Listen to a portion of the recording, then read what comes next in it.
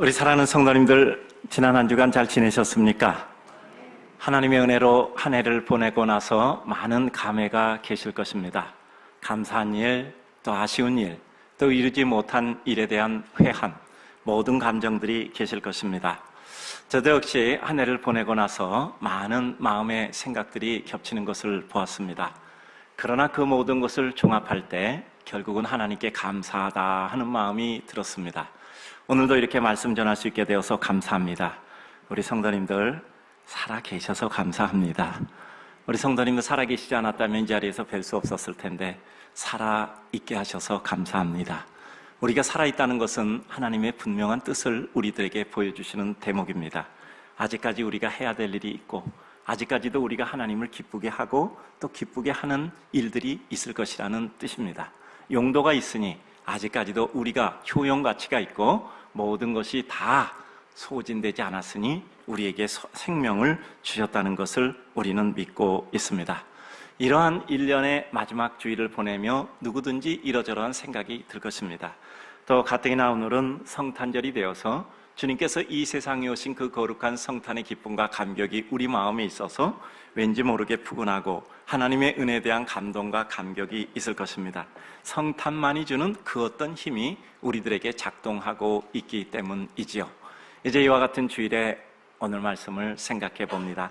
성경을 보면 예수님의 직접적인 탄생 기사의 구체적인 언급 내용이 장황하게 그래도 어느 만큼 기록되어져 있는 것이 마태복음과 누가복음입니다. 오늘 새벽에는 마태복음으로 말씀을 드렸고 오늘은 이렇게 낮 예배 때는 누가복음으로 말씀을 드립니다. 낮 예배는 동방박사의 경배, 오전에 있는 마태복음에는 동방박사의 경배, 그리고 오늘 낮 예배 드리는 이와 같은 누가복음의 말씀에는 목자들의 경배가 기록이 되어져 있습니다. 그리고 여러 주변의 풍광들이 기록이 되어져 있습니다. 오늘 성경은 목자들에게, 밤새워 양을 지키는 목자들에게 천사가 나타나 예수 그리스도의 탄생을 알리고, 그리고 그 목자들이 가서 예수 그리스도를 경배하는 이와 같은 장면이 기록이 되어져 있습니다. 이 장면 속에 포함된 내용을 통해서 우리는 주님이 이 땅에 오실 이유, 이 땅에 오신 그 이유와 그리고 그 이유가 우리들에게 다가올 때 우리는 무엇을 누리게 되는가, 그리고 우리는 무엇을 이룰 것인가에 대해서 생각을 해보려고 합니다. 먼저 주님이 이 땅에 오신 이유에 대해서 말씀드립니다. 오늘 누가복음 2장 10절을 보면 온 백성에게 미칠 큰 기쁨의 좋은 소식이 되기 위해서 오셨다고 말씀하고 있습니다. 누가복음 2장 10절, 천사가 이르되 무서워 말라, 보라 내가 온 백성에게 미칠 큰 기쁨의 좋은 소식을 너희에게 전한다 라고 말씀하고 있습니다. 주님께서 오신 이유는 그 높은 하나님이 그 낮은 신분으로, 즉 비하신 분, 가장 비천한 신분으로 오신 이유는 인생에 대한 설득을 위해서였죠. 저는 주님을 생각하면 설득의 명수라는 제목 좀 붙여드리고 싶어요. 왜냐하면 그 하나님께서 직접도 말씀하셨고 하나님께서 선지자들을 통해서도 말씀하셨습니다. 선지자들의 말씀의 기록으로도 그들은 하나님의 말씀을 전해 들었습니다. 그럼에도 불구하고 그들이 깨닫지를 못해요. 듣기는 들어도 다 깨닫지 못하니 마음에 남아있을 수가 없겠죠. 생활로 이루어지기가 쉽지 않죠. 그러니까 이 하나님 자체가 바로 인생들에게 내려와서 인생들을 설득하시는 거예요. 높으신 하나님이 낮은 인간의 모습을 가지고 내려오셨단 말이죠. 그렇게 이 땅에 오신 이유는 무엇일까? 오늘 성경을 보면 온 백성에게 미칠이라고 말씀하고 있습니다. 주님의 성탄과 복음은 누구 특정한 민족, 국가, 대상만이 아니라 그를 따르고 경외할 모든 백성들입니다. 우리도 사랑, 은혜, 용서, 내 것을 줄 수 있는 사람이나 대상의 범위를 지나치게 축소하지 말고 마음과 눈과 생활을 넓히고 마지막 결과를 하나님께서 거두게 해야 우리 마음도 편안합니다. 여러분, 내 손으로 뿌려서 내가 거두어야 된다고 생각하면 우리 야만한 일밖에 못해요. 나는 뿌리는 자의 역할이고 거두는 것은 하나님께서 거두시는 것이다 라고 마음 먹으면 우리 인생은 조금 더 편안해지죠. 내가 내 역할을 감당했구나. 꼭 내가 거둬야 한다면 우리 조금 뿌리고 그거 거둬야 돼요. 그럼 요만한 일밖에 할 수가 없거든요. 하나님의 영원한 역사 속에 진행되는 하나님의 은혜를 이루기는 어렵지요. 모든 수고에 다 결과가 있지는 않습니다. 그러나 옥토에 떨어진 씨앗은 100배, 60배, 30배 이와 같은 하나님의 은혜의 확장을 이루게 되는 것입니다. 밭의 비유 보면 네 가지 밭이 있잖아. 길가도 있고 돌짝밭도 있고 가시덤불도 있지만 옥토가 있습니다. 꼭 그런 분할은 아니지만 네 개 중에 하나는 이와 같은 발화에서 싹이 트고 그리고 결실을 맺는다는 거죠. 근데 그 규모가 100배, 60배, 30배란 말이죠. 확률적으로 생각해도 훨씬 더 많은 것을 거두게 되는 것이죠. 그러나 주님은 확률을 넘어 절대적인 믿음의 세계로 인도를 하고 계십니다. 그러니까 우리들의 마음에 하나님의 은혜를 사모하는 그 백성에게 성탄은 온 백성에게 미치는, 많은 이 세상 사람들 모두에게, 주님이 필요한 자들에게 미치는 은혜란 말이죠. 그것도 큰 이라고 말씀하고 있습니다. 주님이 성탄 이 세상에 오신 이유는 어느 제한된 협의의 사랑과 완성을 위해서 오신 것만은 아닙니다. 그것처럼 주님의 기쁨과 감격과 영광도 그 어떤 것과 비교할 수 없는 큰 감격과 능력이지요. 여러분, 우리 이런 때 있잖아요. 나 열심히 했어요. 나 최선을 다했어요. 그런데 그 일이 왜 안 될까요? 왜 최선을 다했는데 안 될까요? 나의 최선의 기준이 너무 수준이 낮은 겁니다. 나 정말 열심히 했어요. 나 최선을 다했어요. 나 죽을 힘을 다했어요. 그 기준이 너무 낮았던 거예요. 적어도 70점은 맞아야, 최선을 다해서 70점 맞아야 그게 어떤 합격 점수일 텐데, 내 기준 자체가 워낙 낮아서 한 20점대의 기준을 맞추고 최선을 다해서 20점까지 이른 거예요. 그러니까 그게 안 된단 말이에요. 그런데 우리는 최선을 다했다 그래요. 억울하다 그래요. 나는 왜 안 되느냐고 한단 말입니다. 기준 자체가 낮았던 거예요. 그러면 우리는 그 다음에 어떻게 되죠? 안 된다는 걸 생각하고 기준을 높여야죠. 그리고 우리의 수준을 높여야죠. 능력이 적어서 못 채우면 시간으로 그것을 채워야 된다 이 말이죠. 다른 사람은 10시간이면 하는데 나는 20시간, 30시간 해야 되고, 그래도 그것을 하는 거란 말이죠. 숙련되면 그 20시간이 10시간으로 줄어들 수도 있겠죠. 우리의 삶 가운데 따라서 우리는 이 규모의 개념을 좀 달리 해야 돼요. 지난주에 그 달란트의 비유 말씀드리면서 제가 특별히 집중한 게 있죠. 규모란 말이에요. 주님의 규모, 그 주인의 규모예요. 그 주인은 5달란트, 2달란트, 그리고 1달란트를 다 작은 것으로 본 분입니다. 그러니까 이 달란트의 규모에 대해서 말씀드렸잖아요. 얼마나 그게 큰 금액인지. 그런데 그 큰 금액이 주인이 보기엔 별거 아니에요. 하늘에 볼 때 그 높은 산이나 낮은 산이나 다 그저 별 차이 없는 것과 마찬가지죠. 그래서 주님은 큰, 온 백성에게 미칠 큰 모두를 품는 이와 같은 내용입니다. 한두 사람 살리려는 것이 아니라 온 세상 사람을 살리려는 거죠. 그러니까 우리도 우리의 삶 가운데 주님을 생각할 때 가장 중요한 것은 우리의 규모를 넓혀야 된단 말이에요. 그릇을 넓혀야 돼요. 우리 날마다 기도할 때 우리는 한 목에서 기도해 본 적은 없습니다. 늘 우리는 내가 먹고 사는 것 넘어서서 하나님께서 우리에게 주실 공적인 사명을 위해서 기도했죠. 공적인 사명 느끼면 그 사명을 감당할 공적인 능력도 생긴다고 늘 말씀드렸습니다. 그러한 기쁨의 좋은 소식이에요. 주님이 이 세상에 오시면 기쁨이며 좋은 소식입니다. 주님 오셔서 그 주님을 가로막는 사람도 있어요. 그들에겐 나쁜 소식일 수 있겠죠. 그들의 위치 보존하고, 주님이 오셔서 그들을 흔들면 안 되니까, 악을 행하고 있는 자들에게 주님이 오면 흔들리니까. 그러나 주님을 가로막는 자들이 많고 지금까지 영적 싸움은 진행되고 있습니다.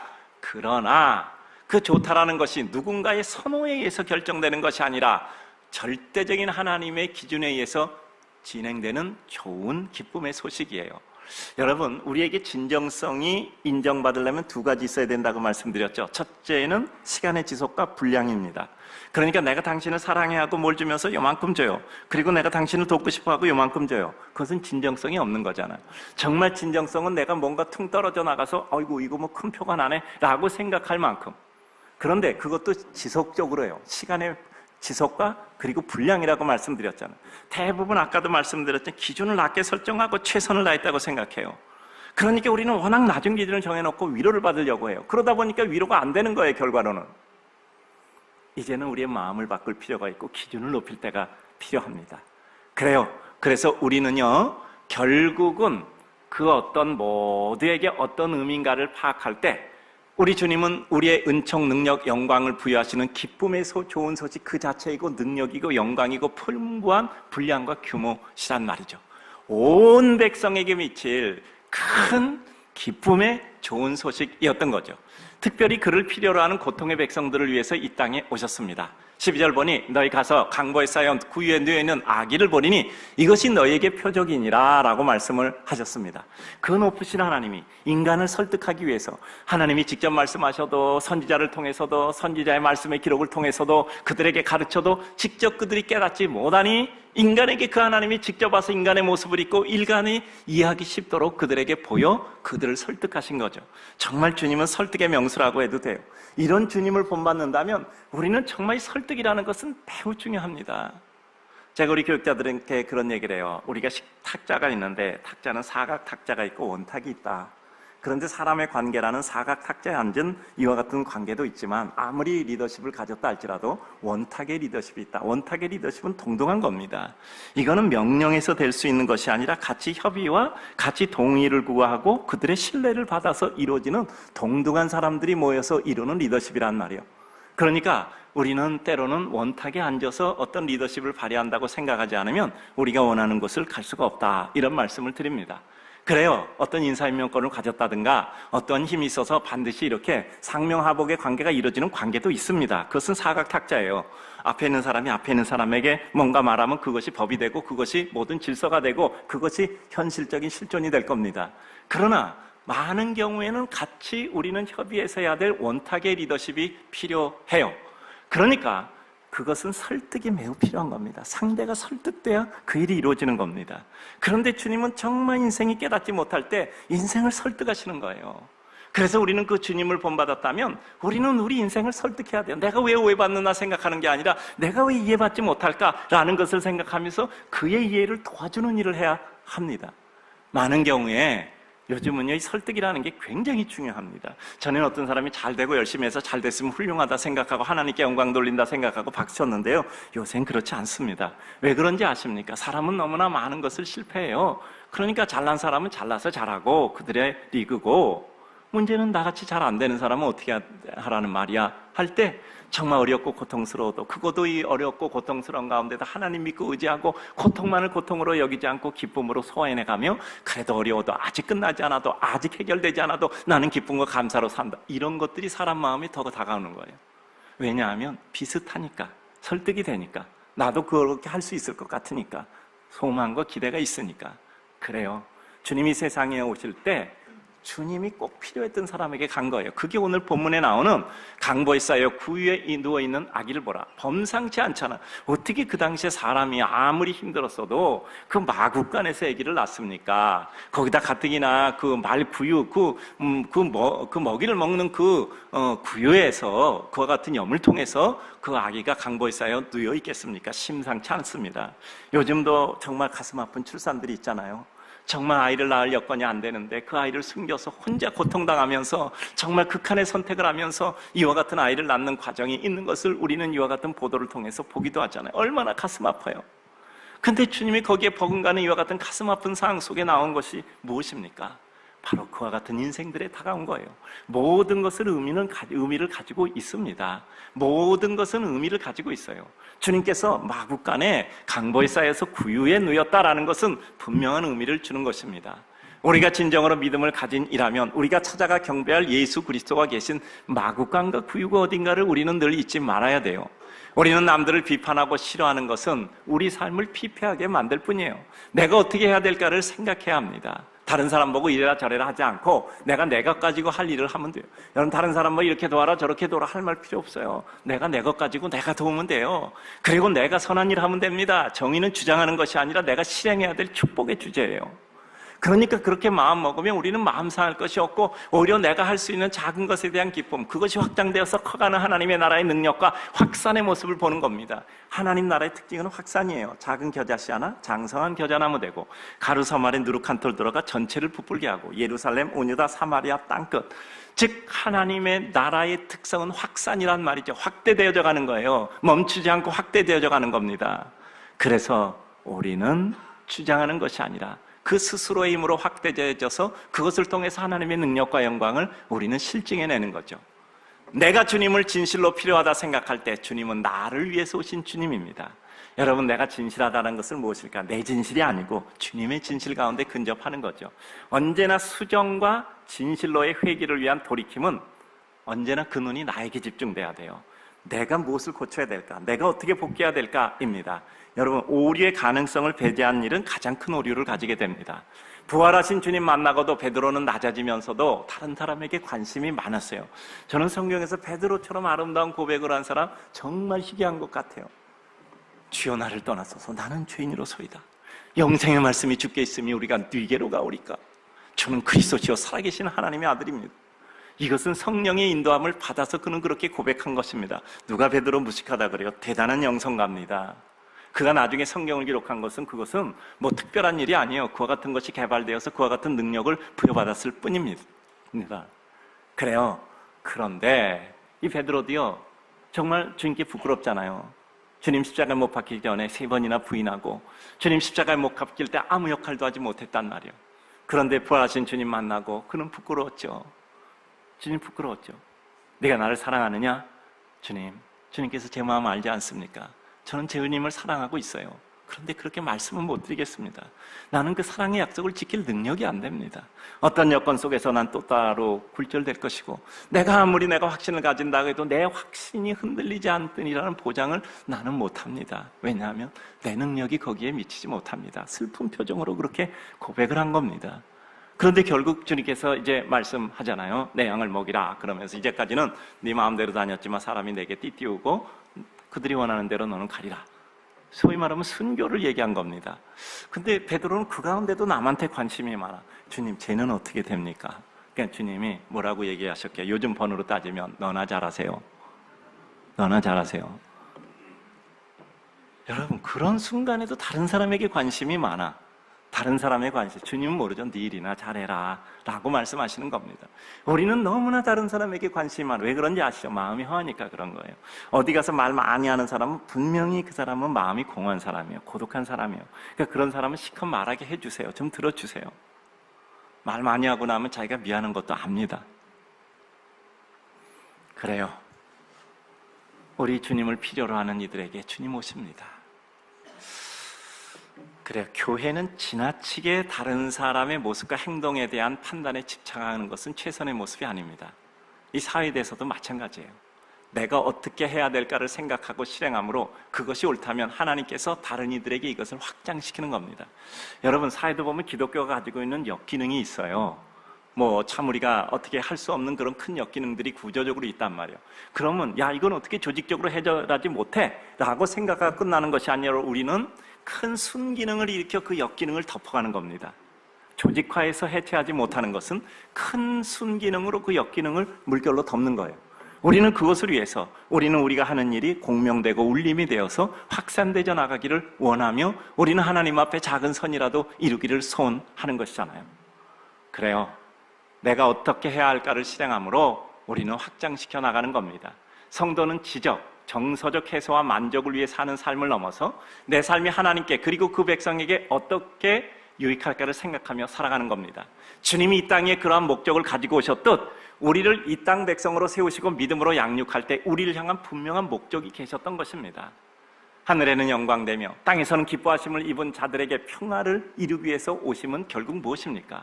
지극히 높은 곳에서는 14절 하나님께 영광, 땅에서는 하나님이 기뻐하심을 입은 사람들 중에 평화로다 하셨습니다. 하나님께 영광이 되는 주님의 탄생과 그 은혜를 입은 백성들이 하나님을 경배하는 삶을 이루게 하시기 위하여 이 땅에 오신 겁니다. 주님은 그 삶으로 공생애를 통해 하나님의 영광의 뜻을 완성하셨습니다. 능력과 역사 이루시고 선포하심으로 하나님께 영광을 올렸습니다. 하나님의 뜻을 온전히 순종하여 이루심으로 하나님께 영광을 이뤘던 겁니다. 그래요. 심지어는 십자가의 죽음과 부활을 통해 하나님의 영광을 선포하셨습니다. 모든 시작과 진행, 완성의 초점이 하나님의 뜻을 이루고 말씀을 완성하시는 것에 집중됐던 겁니다. 내 삶을 통해서 또 이 교회를 통해서 이루어질 하나님의 뜻은 무엇일까를 우리는 생각을 해야 돼요. 복음의 확장을 위해서 우리는 무엇을 해야 하는가? 이 시대에 우리에게 주어진 몫은 무엇인가? 이 시대에 나의 몫은 무엇인가? 내 삶은 어떤 의미를 가지고 무엇을 하나님께 올려드리고 가야 될까를 생각해야 합니다. 하나님의 영광을 이루어드리는데 나는 기쁘고 행복한가? 이거 여러분 명심하셔야 돼요. 오늘 온 백성에게 미칠 큰 기쁨의 좋은 소식이라고 말씀하셨거든요. 그리고 우리는 무조건 기뻐해야 됩니다. 왜죠? 항상 기뻐하라. 이것은 너희를 향한 하나님의 뜻이라고 말씀했거든요. 여러분 생각해 봅시다. 자식이 부모를 기쁘게 하기 위하여 고통과 고난을 참기만 한다며 그 섬김을 받는 부모가 기쁘겠습니까? 자식이 뼈 빠지게 일해서 부모에게 아주 좋은 선물을 가져왔어요. 부모가 너 그렇게 어렵게 일해서 정말 부모에게 이렇게 좋은 선물을 주는구나. 너 참 훌륭한 자식이다. 나 이거 잘 쓸게. 정말 네 고생한 걸 봐서 나 이거 아주 유용하게 쓸게. 이렇게 말할 부모가 어디 있겠습니까? 왜 그랬니? 나는 이런 거 없어도 돼. 나는 네가 편하게 사는 게 나는 기쁨이야. 너 절대 이러면 안 돼. 나 이런 거 필요하지 않아. 그게 부모의 마음 아닙니까? 자식이 뼈 빠지게 고생해서 부모에게 비싼 옷 사주고 좋은 집 사주고, 그렇다고 여러분들이 호강하고 거기서 자식의 그 고통의 값으로 치른 그 핏값을 여러분들이 정말 기쁨으로 누릴 수 있겠습니까? 부모가? 자식을 사랑한다면 그렇게 살고 싶습니까? 그렇지 않잖아요. 네가 편하면 돼. 난 네가 잘 사는 게 내가 기쁨이야. 너 다시는 이런 거 하면 안 돼. 이것 가져도 네가 써. 그게 부모의 사랑의 마음이 아니겠습니까? 우리는 우리의 헌신을 어떻게 생각합니까? 참고 견디고 인내해서 하나님께 기쁨을 드린다고 생각합니까? 저는 우리 성도들에게 막 이렇게 이렇게 어렵게 하고 싶지가 않아요.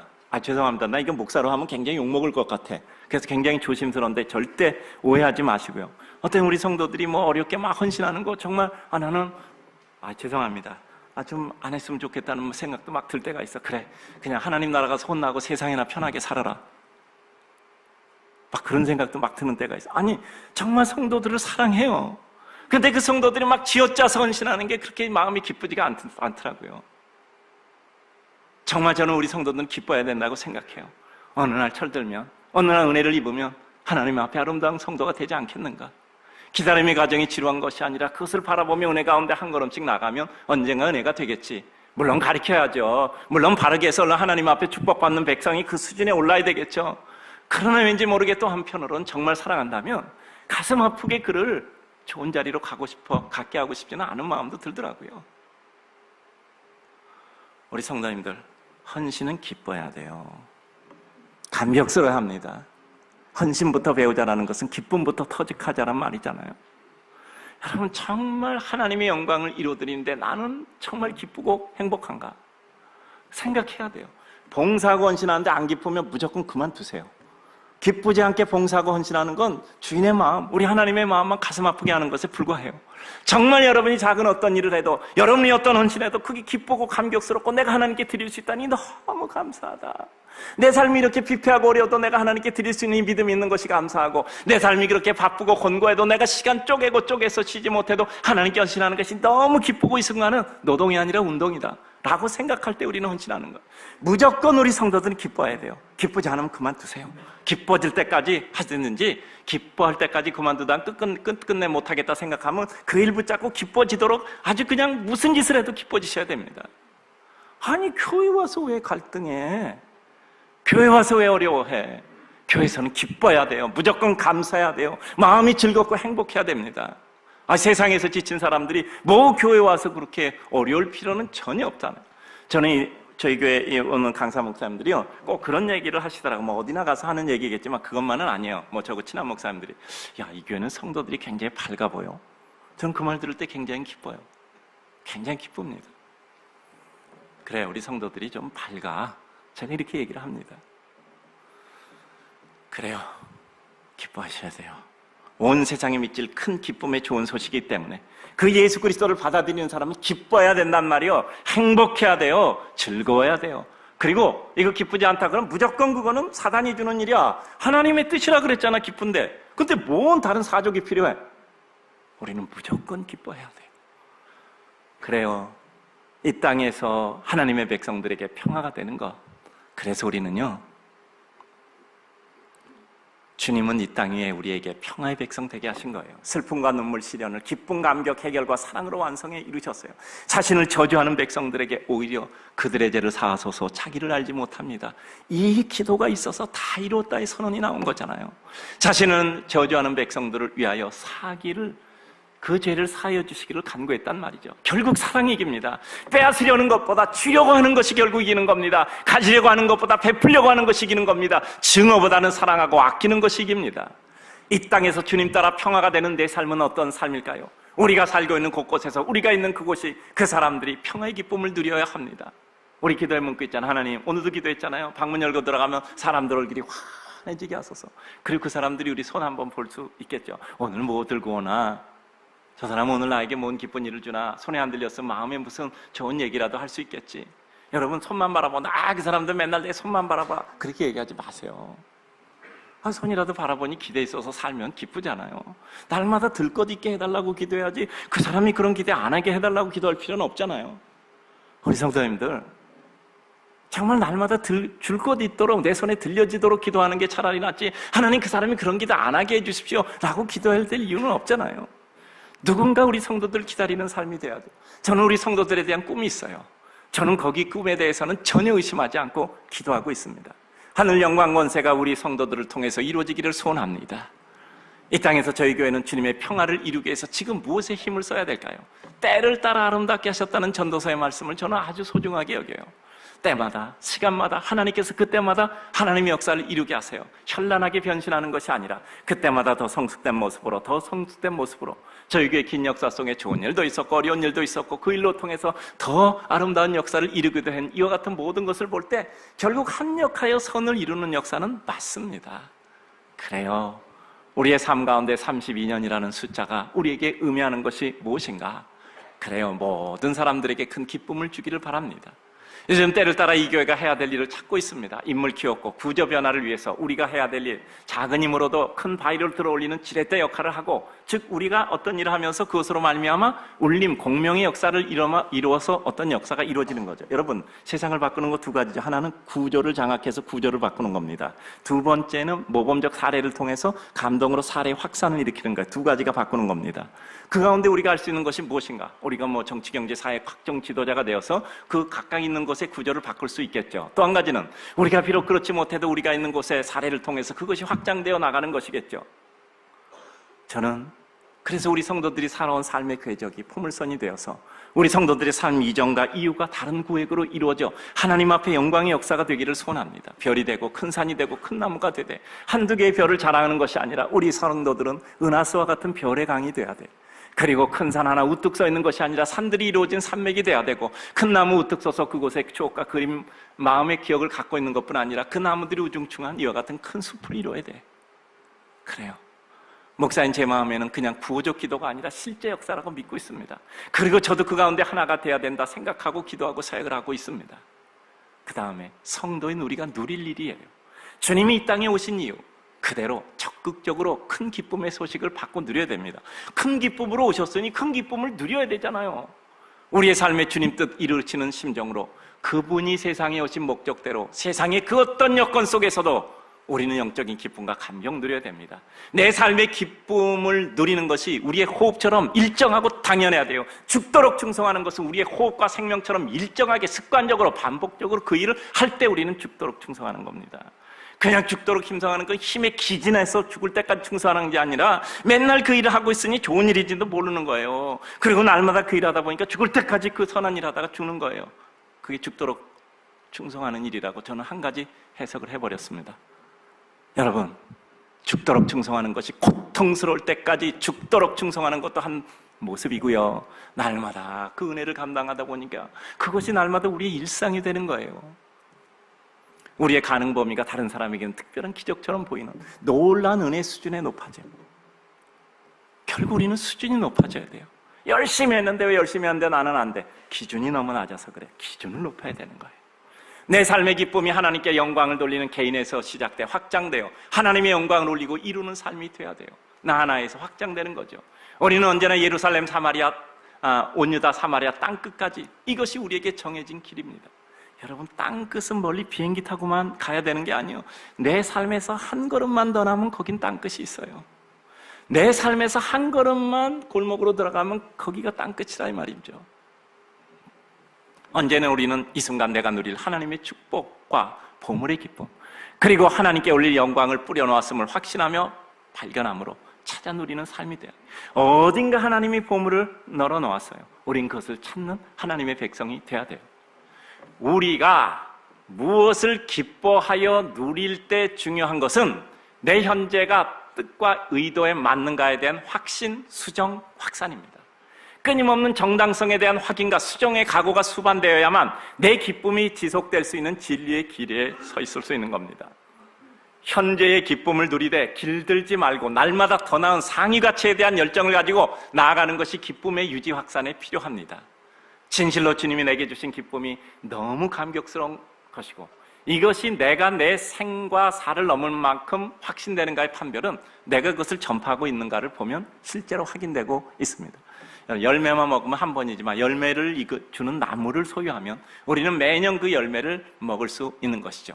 내가 정말 그 열매인가 아니면 열매를 포함하고 있는가 나무인가를 보면 매년 끊임없이 우리는 무엇인가 하나님의 은혜를 전파하고 있는 겁니다. 내가 전파하지 않고 있으면 나는 분명히 영원한 영적 진리를 내가 정말 가지고 있는가 확인해 봐야 돼요.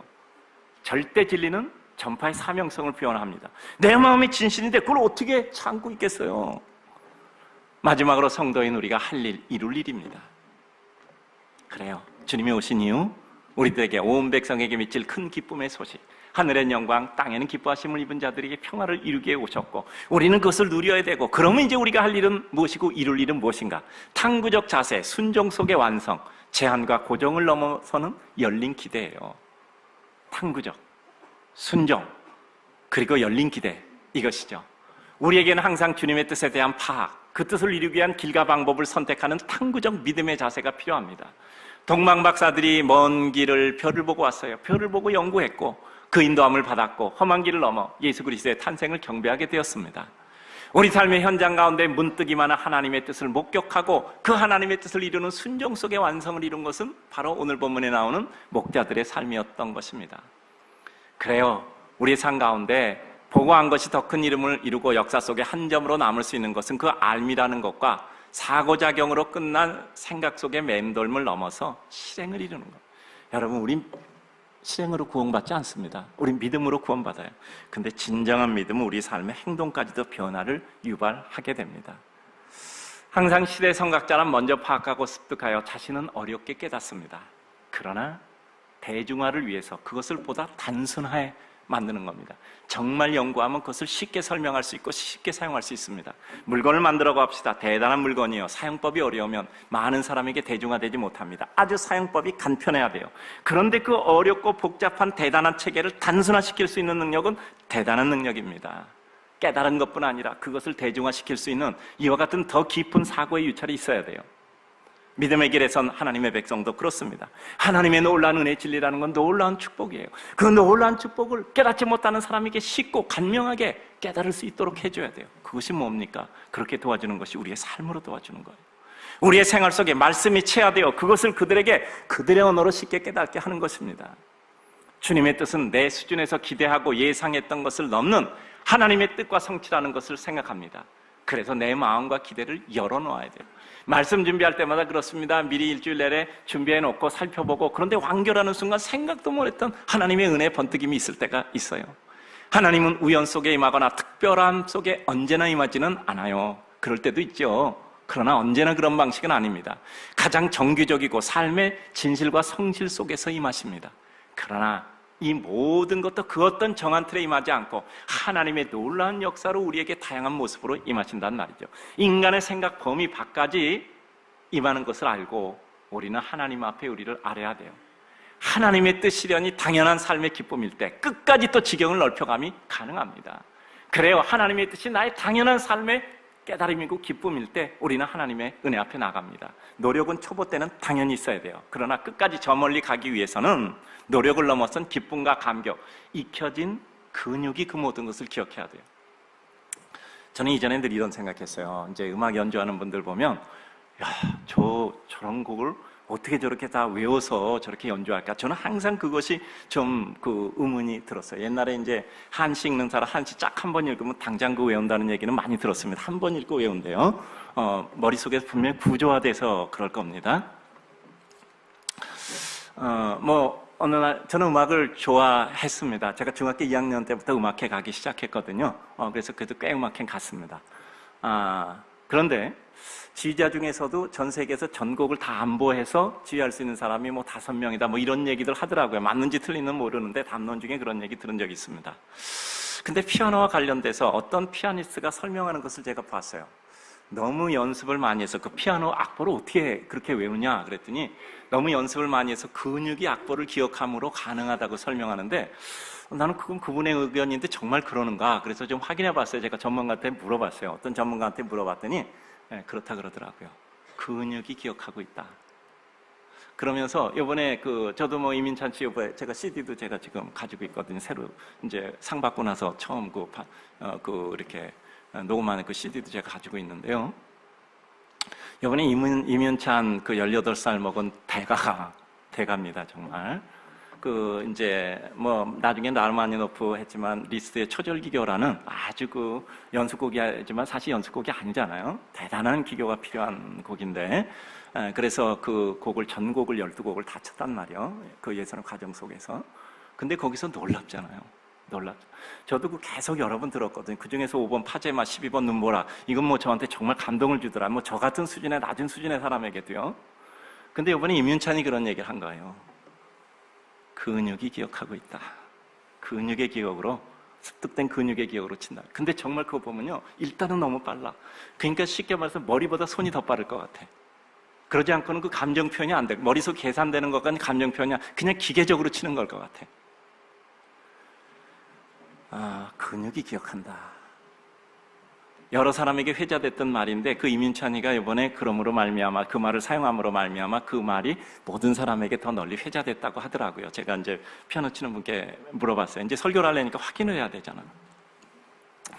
저도 어제 설교를 쓰다 시킬 겸 그래서 말씀을 드리려고 다시 한번 이민찬 연주했던 것들을 자세히 또 보고 했습니다. 이제 머리도 식힐 겸 해서 정말 머리를 외워서 칠 수 있는 건 아니더라고요. 그냥 땀이 툭툭툭툭, 아니 정말 땀이 이렇게 비 오듯이 떨어져. 그리고 잠깐 쉰 시간에 뭐 이렇게 땀 닦는데, 야, 18살의 대가의 위대함, 뭐 이렇게 말을 해도 전혀 손색이 없었습니다. 근데 거기 댓글 중에 하나 올린 게 이런 게 있더라고. 악보는 뼈에다 새겼나요? 이런 댓글이 딱 떠오르더라고. 악보는 뼈에다 새겼나요? 그러니까 이거 머리로 생각해서 그렇게 칠 수는 없다는 뜻이겠죠. 그죠? 문혜한 같은 저 같은 사람이 느끼기에도 머리로 외워서 치는 것은 아닌 것 같았어요. 그냥 익어진 근육의 본능대로 그는 자기에게 맡기고 치는 거예요. 이런 생각해 봤습니다. 우리가 그냥 예수를 믿는 믿음의 삶의 기쁨과 감격이 우리의 영적 근육 속에 녹아져서 저절로 그렇게 사라지는 것이 진정한 기쁨의 삶이라는 생각이 들었어요. 그냥 내가 이렇게 기쁘게 살아야 돼, 내가 정말 선한 일을 해야 되기 것이 아니라 그것이 우리 삶 속에 녹아지고 용해돼서 그냥 그렇게 사라지는 거야. 내가 살다 보니까 누구 보면 주고 싶고, 누구 보면 애틋해, 누구 보면 사랑스러워, 누구 보면 저에게 가장 좋은 선물인 복음을 주고 싶어. 이게 그냥 우리 삶에 있는 거야. 기뻐하는 거, 우리 삶에 녹아져 있는 거야. 근육에 녹아져 있어, 영적인 근육에. 그래서 쭉 누르기만 해도 기뻐하라, 행복해, 이 말이 나오는 거야. 한번 찔러봅시다. 시작. 뭔 말이가 나오는 거야. 딱 찔르면 너무 기뻐, 너무 행복해, 또 한 번 찔러줘. 이래야 되는 거야. 옆에 사람 한번 꾹 찔러봅시다. 자, 기쁘다 이런 얘기가 나옵니까? 저는 그래서 제가 이민찬 보면서 연주에서 근육이 기억을 하고 있다. 이 여러분 운동하는 사람들 머슬 메모리라 그러잖아요. 근육의 기억들. 그러니까 생각의 속도보다 어쩌면 우리가 기억하고 있는 근육의 속도가 더 세밀하겠죠. 기쁘다, 감격스럽다. 주님이 날 기쁨 속에 평화를 누리게 하셨으니 나는 기쁘고 모든 것이 평화로워. 그래요. 그때 우리가 주님이 주신 온 백성에게 미칠 큰 기쁨의 좋은 소식을 받아서 누리고, 그리고 그것을 우리는 세상 속에서 완성해 가는 겁니다. 오늘 말씀 맺습니다. 주님은 왜 세상에 오셨을까? 주님은 내게 왜 오셨을까? 나와는 무슨 상관이며 그 주님이 세상에 오신 것이 내게 무엇을 말씀하시려고 하고 이루시려는가? 나는 그 주님의 뜻을 이루기 위해서 지금 무엇을 왜 해야 되는가? 하늘의 은혜가 우리 삶을 인도하시기를 주님의 이름으로 축복합니다.